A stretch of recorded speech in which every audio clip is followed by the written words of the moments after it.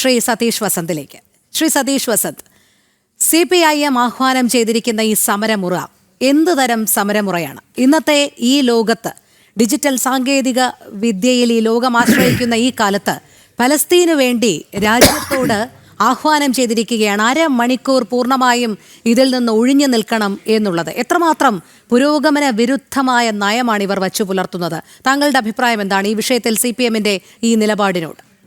നോക്കൂ രോഹിണി, ഇന്നത്തെ ആധുനിക കാലഘട്ടത്തിൽ പണ്ടത്തെ നമ്മുടെ ഒരു സത്യാഗ്രഹം എന്ന് വെച്ചാൽ സത്യാഗ്രഹത്തിലേക്ക് നമ്മൾ പോകുമ്പോഴത്തേക്ക് അത് ഈ കാലഘട്ടത്തിലേക്ക് പറ്റത്തില്ല. അതുകൊണ്ടാണ് ബഹുമാനപ്പെട്ട CPM-ന്റെ ജനറൽ സെക്രട്ടറിയായ ശ്രീ MA ബേബി പറഞ്ഞത്. അത് നമ്മൾ പറഞ്ഞതല്ല, ലോകത്തെമ്പാടും അതിൻ്റെ ഒരു അലയടികളുണ്ട്. നമ്മുടെ കമ്പ്യൂട്ടറുകൾ, ഫോണുകൾ എല്ലാം ഒരു അരമണിക്കൂർ, ഈ അരമണിക്കൂർ നമ്മൾ പാലസ്തീനു വേണ്ടി ഐക്യദാർഢ്യം വയ്ക്കുന്നു. നമുക്കറിയാലോ, ലോകത്തെ ഏറ്റവും കൂടുതൽ മനുഷ്യക്കുരുതി നടക്കുന്ന അല്ലെങ്കിൽ യുദ്ധം നടക്കുന്ന ഒരു സ്ഥലമാണ് പാലസ്തീൻ. അവിടുത്തെ ജനങ്ങൾ ഒരു നേരത്തെ ആഹാരത്തിന് വേണ്ടി, അല്ലെങ്കിൽ കുഞ്ഞുങ്ങൾ ഒരു നേരത്തെ ആഹാരത്തിന് വേണ്ടി ഓടുന്നതാണ് രോഹിണി. അതിന് CPM എന്നുള്ള അല്ലെങ്കിൽ ഇടതുപക്ഷത്തിൻ്റെ പ്രസ്ഥാനത്തിൻ്റെ ആൾക്കാർ ഇങ്ങനൊരു നമ്മളൊരു പ്രതിഷേധം രേഖപ്പെടുത്തണ്ടേ? നിങ്ങൾ മൈക്രോസോഫ്റ്റിന് എന്ത് പറ്റും എന്നൊക്കെ രോഹിണി പറയുന്ന കേട്ടു. അരമണിക്കൂർ ഈ ലോകത്ത് നിന്ന് മൊബൈൽ ഫോണുകളും ലാപ്ടോപ്പുകളും അതുപോലെ തന്നെ ഈ ഉപകരണങ്ങൾ നമ്മൾ പ്രവർത്തിക്കാതെ ഇരിക്കുമ്പോൾ മൈക്രോസോഫ്റ്റിനൊക്കെ ചില കുരുപൊട്ടലൊക്കെ ഉണ്ടാവും. പക്ഷേ നമ്മളെ പ്രതികരണം, നമ്മുടെ പ്രതിഷേധം, നമ്മൾ ഇതിൽ കൂടെ അല്ലെങ്കിൽ നമ്മൾ എന്താണ് നമ്മൾ ഈ ലോകത്ത് ജീവിച്ചിരുന്നിട്ട് കാര്യം? അപ്പോൾ അത് നിങ്ങൾ ഒരു എങ്ങനെയാണ് എന്ത് പറ്റും എന്നുള്ള രീതിയിൽ ലോകനെ ആദ്യം ചോദിച്ചപ്പം തന്നെ നമുക്ക് ഇന്നത്തെ കാലഘട്ടത്തിൽ ഈ നമ്മൾ ആധുനിക കാലഘട്ടത്തിൽ നമ്മൾ ഇലക്ട്രോണിക്സ് ഇതൊക്കെ അരമണിക്കൂർ നിൽക്കുമെന്ന് പറയുന്നത് വമ്പന്മാർക്ക് വളരെ അത് തിരിച്ചടിയാണ്, ഒരു സംശയവുമില്ല.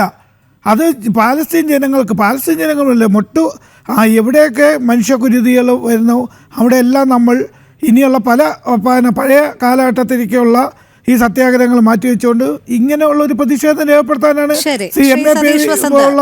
ഇടപെട്ട് ചോദിച്ചുകൊള്ളട്ടെ.